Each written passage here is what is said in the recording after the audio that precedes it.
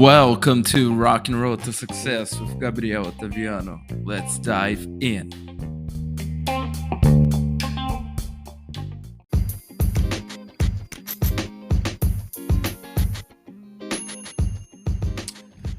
Unlocking the golden ticket to success in the digital renaissance. Striking gold in the digital age, your guide to leveraging luck and tech.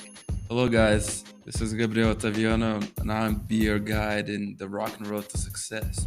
Today we're going to talk a little bit about luck, about antifragility, the luck razor, and how we can leverage the opportunities that our digital age presents to us.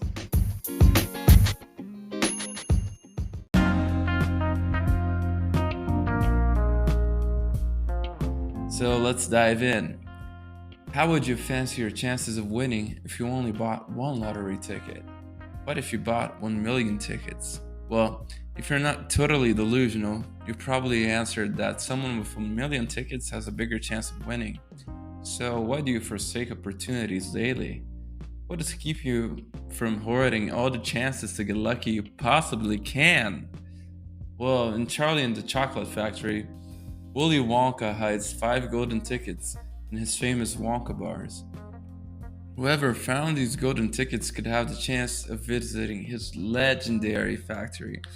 If you were paying attention, as you should, you might have noticed that this book has some important lessons. Each of these 5 children, they found their tickets for very different devices.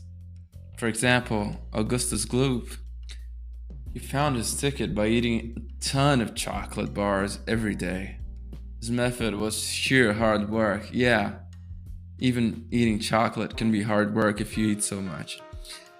Veruca Salt, well, she took the opposite method. She was daddy's little girl. Her dad had a factory, so what did she do? She had her dad's employees open loads and loads and loads and loads and loads of Wonka bars. Until one day, they unveiled her golden ticket. Her method? Leverage. Leverage of capital, leverage of labor. She took an easier path. Well, Violet, the other girl, she loved gum. She loved so much gum. She always had gum in her mouth. But she also loved a challenge. And faced with the possibility of winning a competition, she forsook her beloved bubble gums in favor of candy bars, until she found her ticket. What was her method? Sheer will. What about Mike? Mike TV, he was so intelligent. He was quite a nerd. And in every version of Charlie and the Chocolate Factory, he does it in a different way. In the original, he watches TV every day, the whole day.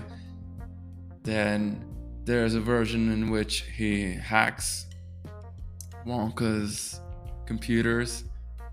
And there's a version in which he leverages complex data with the Japanese Nikkei stock exchange index and climate data and a bunch of other stuff. He was quite a nerd. And in any case, Mike got lucky by being witty and leveraging technology. What about Charlie?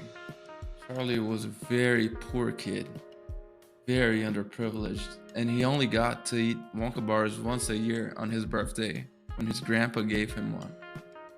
By sheer luck, Charlie ends up finding money in the gutter and buys up a few extra Wonka bars that year. And the last Wonka bar he bought had his golden ticket. So you can see that each of the kids buys their way to success by a very different way, by a very different mechanism. But they had one thing in common. Every one of them chose a path with upside potential. And one of them even used one of the biggest game changers in our time, technology. So, in a world where opportunities are often hidden, like golden tickets, technology can be your golden key. It levels the playing field. It doesn't matter if you live in a slum in Rio or in a penthouse in Singapore. Technology opens doors to luck that were previously locked. So today we're gonna muse on the importance of amplifying your chances of getting lucky. What should you do so you don't have to count on blind luck like Charlie? Why not try to use leverage like Varuk and Mike did? And while you're at it, why don't you apply some of Violet's tenacity? So let's go.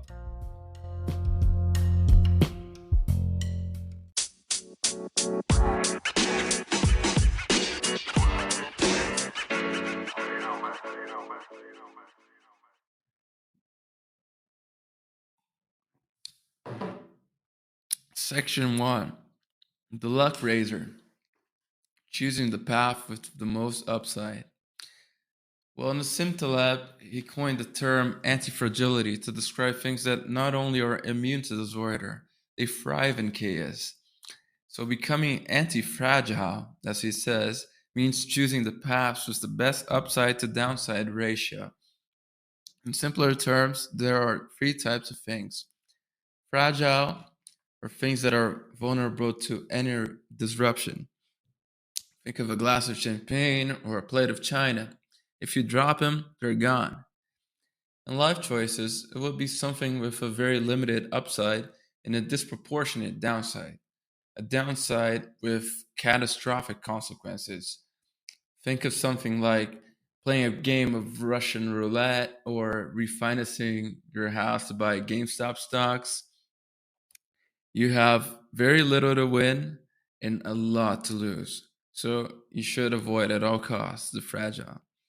Robust are things that the disruptions don't affect them too much. They're like a rock. Think of a boulder being hit by Mike Tyson, or maybe some granny investment like index funds or treasury bills.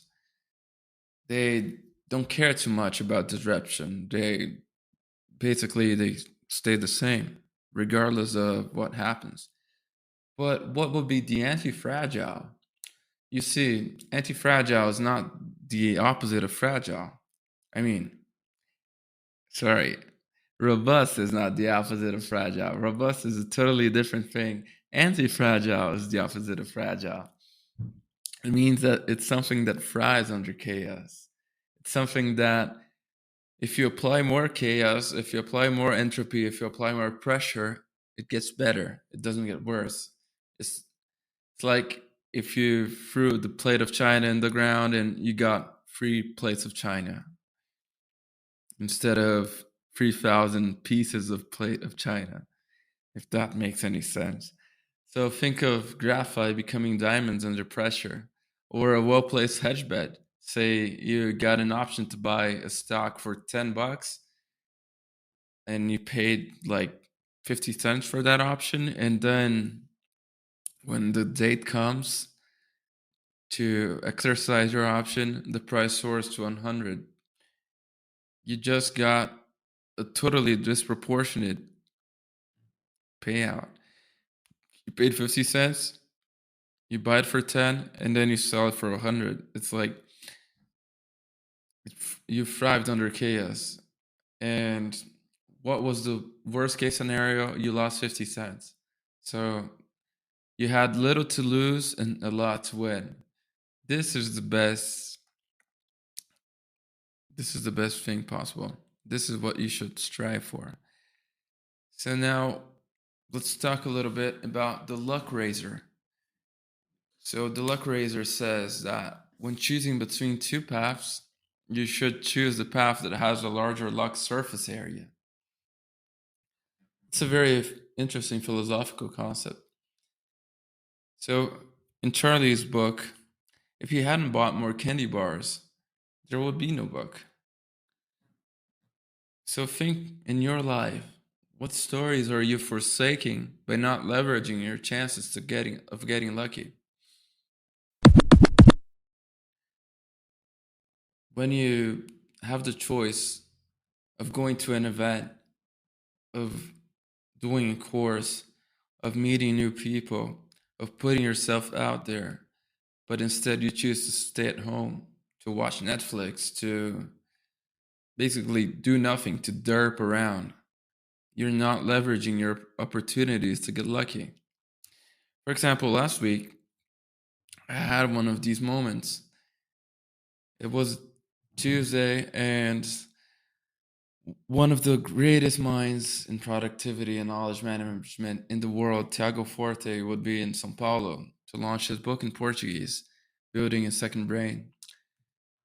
And on the day before, I faced a dilemma. I was a bit lazy.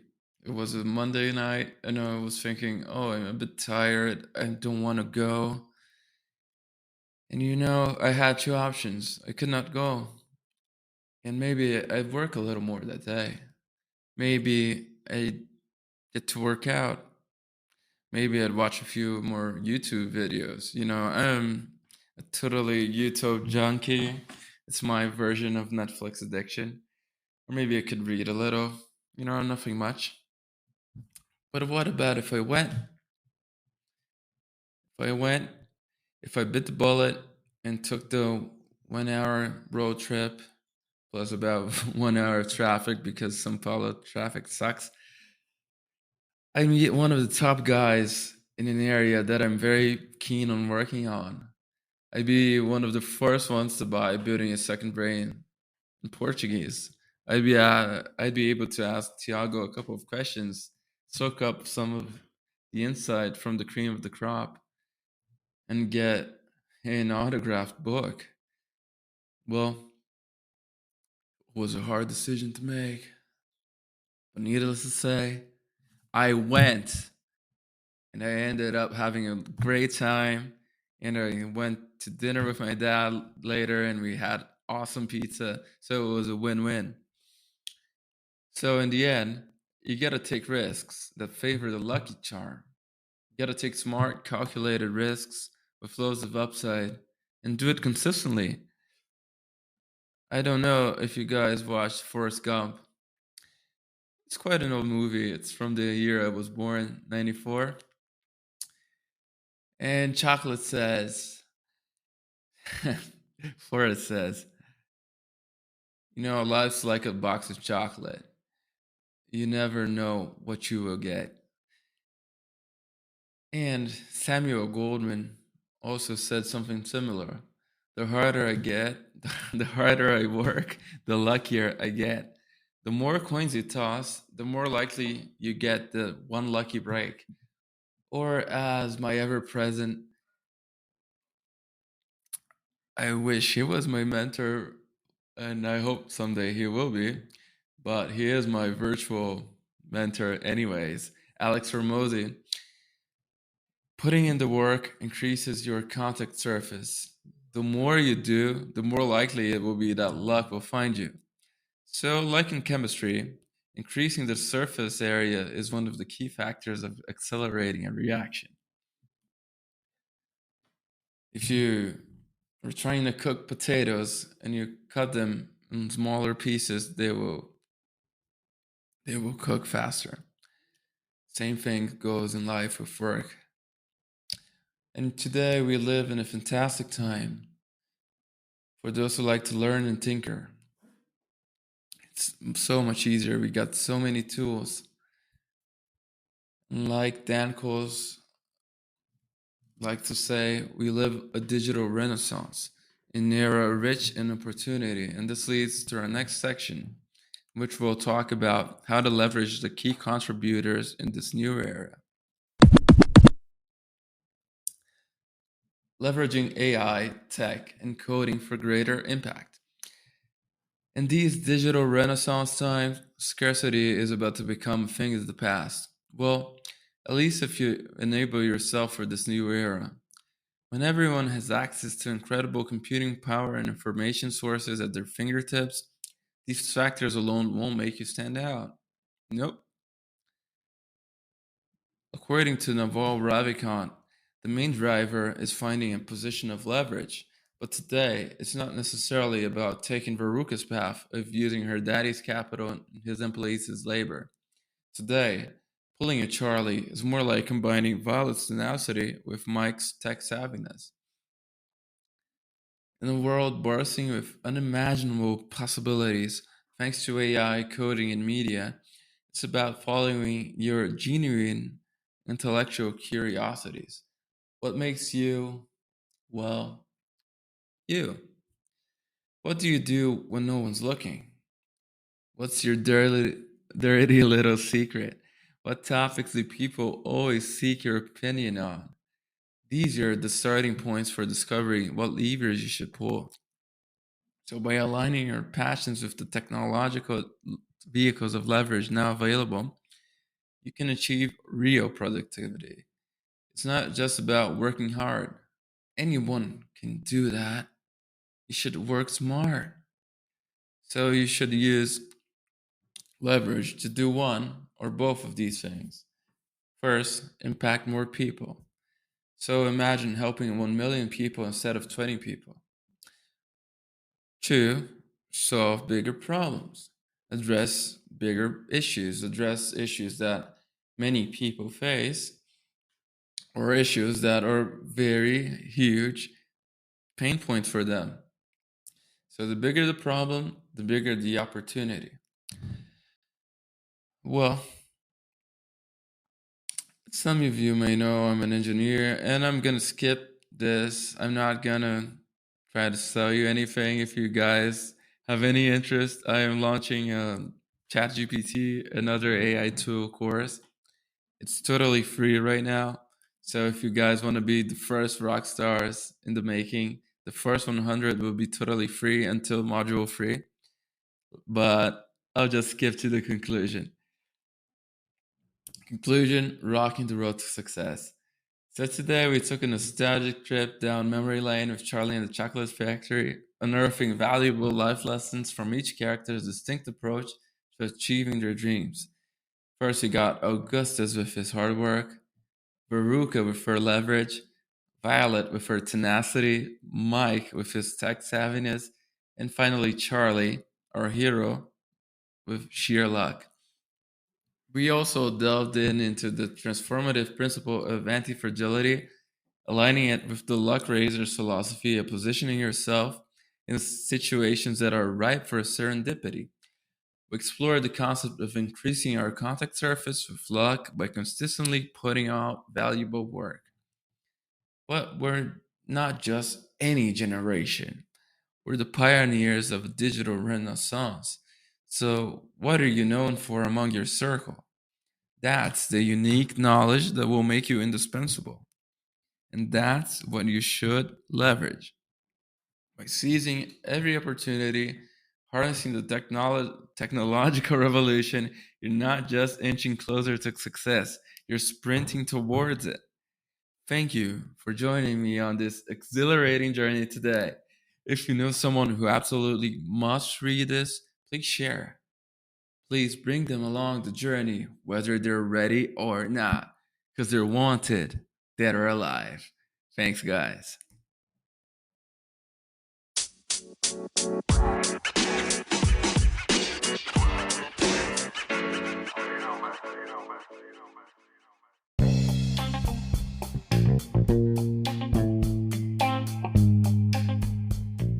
Thank you for joining me on the rock and roll to success.